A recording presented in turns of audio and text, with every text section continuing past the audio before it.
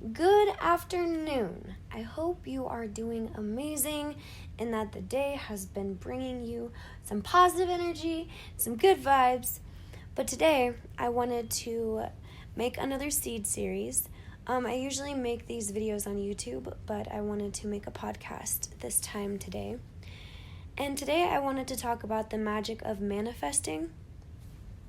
So I'll link some of the other seed series videos in the description of this if anybody would be interested. But today is all about manifesting. And a lot of times you hear that word going around, why don't you just manifest it? Why don't you just speak it into existence? Why don't you just do this and that? And the law of attraction is all about manifesting your destiny and all of this and that and the other. Well, today I wanted to dig a little bit deeper into the understanding and the notion behind it. So basically, us as humans, we are creative spirits by nature, okay? We have thoughts, we have feelings, we have actions, and adding up those three things together is basically what you call creativity. It's creation and it's creating.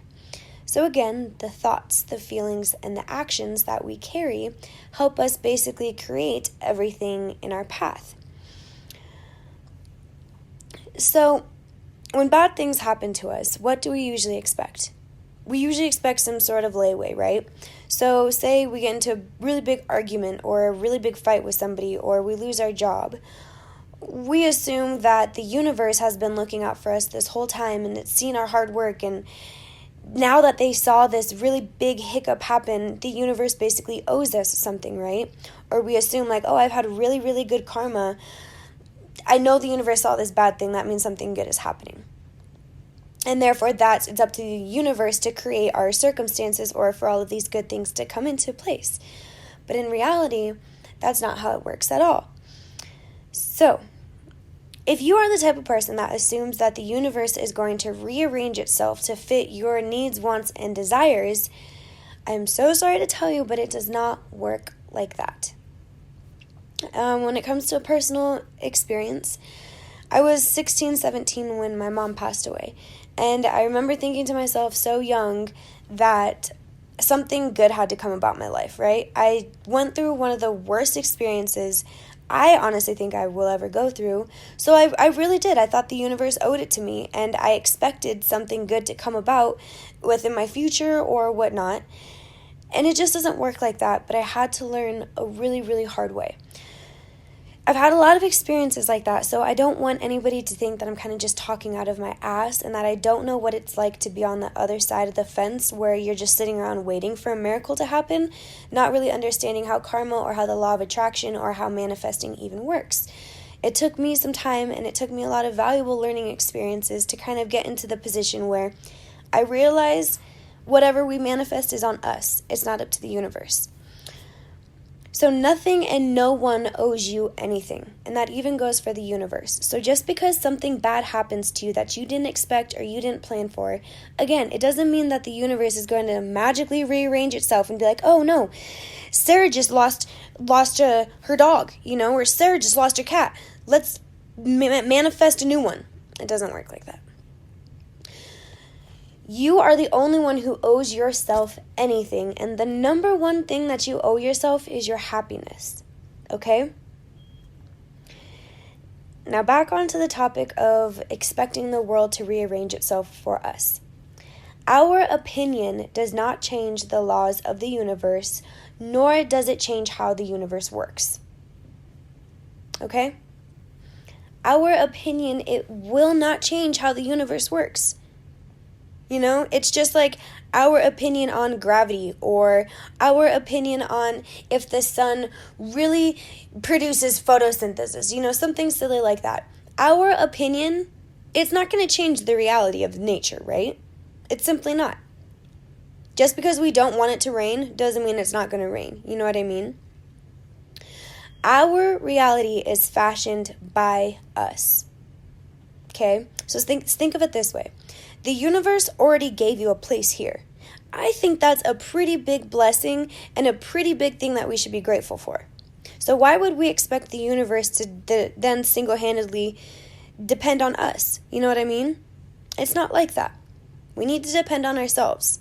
The rest is all on us. Like I said, the universe did its job. It gave us an opportunity and an experience to live here as a creative spirit. So it's not going to change just to fix our needs.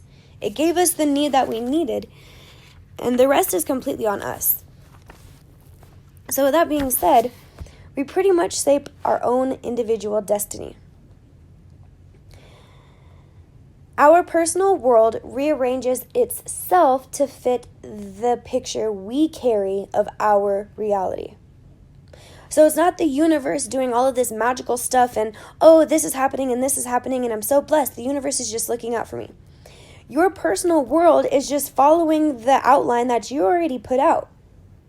You've been rearranging your personal circumstances, your outlooks, the people you hang around. So now your personal world is fitting to what you already put into picture.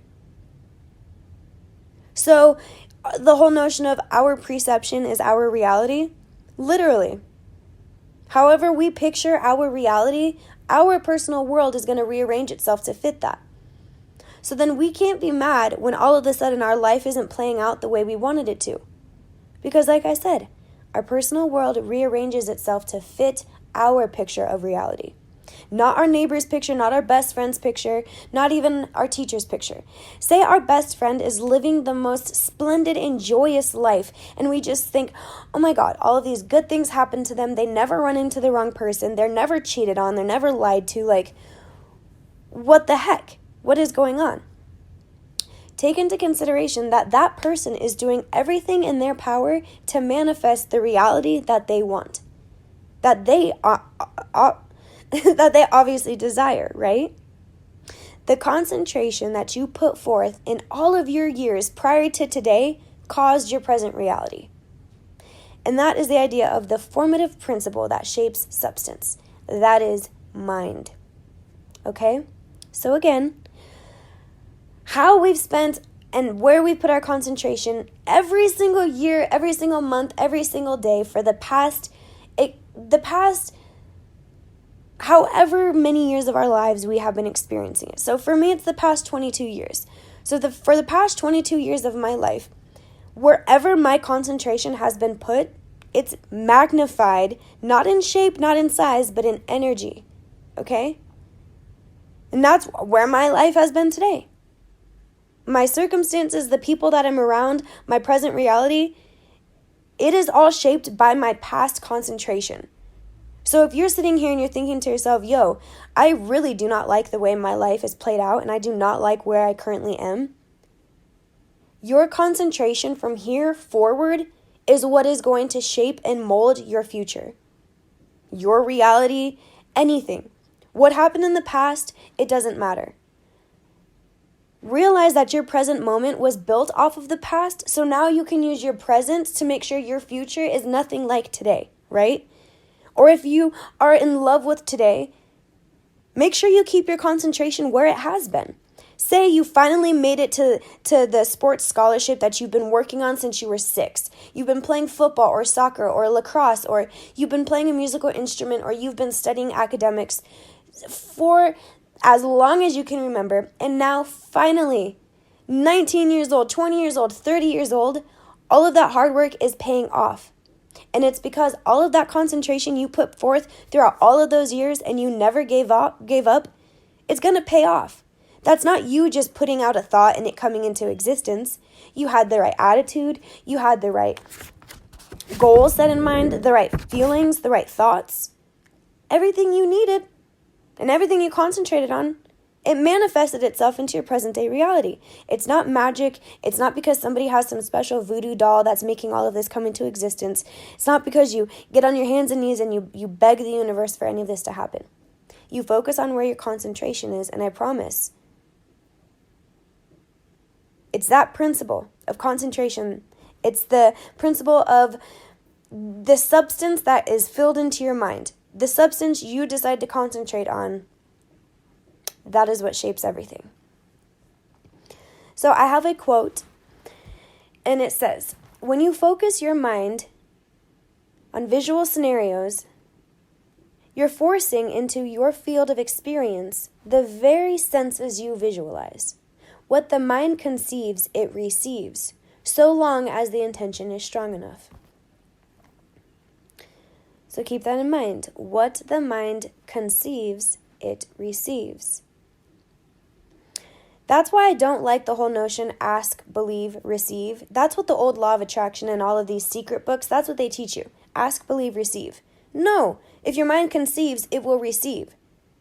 That means if you're worried about getting cheated on, or you're worried about your boyfriend starting to talk to somebody next door, if your concentration is so intense on that one little notion, you're focusing your mind, your visional scenarios, you are literally feeling the senses as though he was already cheating on you.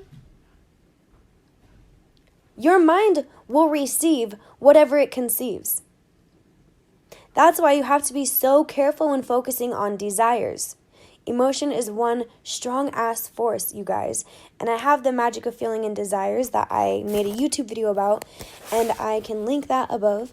But what it basically is saying is that feeling and desires are the bridge to where thoughts become reality. That's why it is so important to guard your feelings and desires and to take control of them. So right now we're focusing on the law of manifestation. The first one was the law of a seed, right? And then we had the law of emotion and thoughts. Then we had the law of attraction. And then we had the law of what we speak, the power of what we speak. Then we had the law of gratitude, okay? All of those 1, 2, 3, 4, 5-ish seeds that we had, all of those jewels, put those together and that's how you fashion your lives. That's how you get your circumstance that you're currently in. You planted the seed, you had enough thought and emotion, you took the action, you spoke things into existence, whether it was positive or negative. And if you had a grateful attitude, you might be living a darn good life. But if you didn't plant good seeds and you had negative emotions, negative actions, your speech was just disgusting, and you had an attitude that was not grateful at all, don't be surprised when you're living a very sad and miserable life. It takes understanding those simple seeds, the magic of them all. And when you add them all up, not only do you consciously create the future, but then you can begin to predict it. Because think about it. If you consciously create your future, you can basically start preparing yourself for that future. It's not even necessarily you predicting it. It's you already knowing what your future has to offer. There are so many of us living a life where we have no idea what the future holds. And that's why anxiety literally runs our lives. It's not our feelings, it's not our desires, it's not our pleasures, it's not our actions, it's not what we speak, it's not having a grateful attitude. It's literally anxiety. It's because we don't know what's to come, whether it be we don't know what to expect in 5 minutes, in 5 years, in 5 decades. If you consciously create your future, how is it not possible to predict what's to come? And if you don't know the specific things that are to come, you know you're going to have a positive future because you've been consciously creating a platform where you manifest what you want into your life. You don't rely on the universe or for your significant other or for your best friend or for somebody to come along or for you to become enlightened and all of a sudden some spiritual guru is going to whisper secrets into your ears. No. Nothing matters. Now, essentially nothing matters besides the ability to control our own lives. You can have all of the knowledge in the world. You can read all of the books. You can go listen to all of these special teachers. But if you do not have the power to transform your own circumstances or environments, then you are missing the whole point. It doesn't matter what knowledge you carry. It really doesn't. If you have no control over your own feelings or desires, your own actions, even your own state of mind, if you don't have a grateful mindset, if you can't even control what your own consciousness or your own intuition speaks to you, you are missing the whole point. It's almost like we're just wasting time, right? So think about that. Nothing matters except your ability to control your own life. You can always ask yourself this, as the book asks us. I am responsible for my own life, so what am I going to do about it? It's not, what is your mom going to do about it? What is your teacher going to do about it? Or your professor going to do about it? Or your kids? You are responsible for your own life, so ask yourself what you're going to do about it. Now, if you want to, you have all of this, you've created a whole new positive outlook. You have a little consciousness that is just running off of positivity and a grateful attitude. This is where the subtle explanation of a law of the seed comes into play in connection to the law of affinity, where like attracts like. Okay? Keep that in mind. As I made a video on people-pleasing and boundaries, you put yourself on a vibration that other people want to be on. Don't ever stoop yourself down, because like attracts like. If you have a nasty, self-sabotaging, ungrateful attitude, you are going to attract circumstances that are like that, people that are like that, and your own attitude is going to forever stay like that. So, becoming aware of your thoughts, whether they be positive, negative, if they're self-harming, or if they're uplifting, that's step one, but you can't stop there. That's not the end. Becoming aware of your thoughts is step one. Then step two is taking charge of your mind and focus selectively on what you choose. That way you can improve your inner voice and create a better external condition. You introduce optimistic thoughts into your consciousness, and then you can manifest whatever you please, you know? And yes, of course, there's people out there who want to manifest a better job or manifest a good love life or even a car or a house. But why not manifest the development of being open-minded, of creating a complex consciousness? Why not manifest that? Like, cool, we can put out into the universe, I really want that really nice car, that big old house with a big backyard. Or you can develop such a complex consciousness that you know what hard work will take to get you to have that. You don't have to wait or even wait for your future to give it to you. You have all of the resources, whether it be mentally or physically, to create what you want in that moment exactly. If it will take a little bit of time, then that will be something to look forward to in the future. But if you can start working on being open-minded and having a complex thinking system, why not start there now? While manifesting the other things you want. Because you never know, as soon as you manifest a really complex thinking system, all of the other things you want can come spitting your way. Either you have gotten a better job because all of a sudden you woke up, you realized your worth. It's not necessarily that something was offered to you, a new job was offered to you. It was that you got up and you changed your circumstances, your way of thinking, everything. The law of manifestation is a lot more than just asking and hoping, just putting thoughts out there. Or even, like I said, taking accountability for the thoughts you already do have. It's further than that. It's further than that. You have to take charge of your mind. That way that you can transform your circumstances and environments whenever you feel like it, or whenever it gets uncomfortable, or whenever you know you're not where you're supposed to be. You know inside you that you carry the power. This universe is just holding you. It's giving you a place to live. It's like putting a plant in soil. Cool, you gave it a place to live, but it's going to take more than that. You can't just plant it. You got to water it. You got to fertilize it. Sometimes you have to pick it, trim it. If you might even get an issue with bugs. Just doing one simple thing isn't enough. Use the law of the seed, the law of emotion and thoughts, the law of attraction, the law of what we speak, the law of gratitude. And then consciously create your future. And you can start with just little things, Make a journal and start taking notes. Not necessarily notes on what you want to manifest, but how you are expanding your way of manifesting, how you're expanding your way of thinking to allow other things or new experiences to come in. Don't just rely on outside circumstances to get your life going in the right way. Sometimes to get the ball rolling, you got to do it yourself. I hope you guys enjoyed this. Thank you for listening.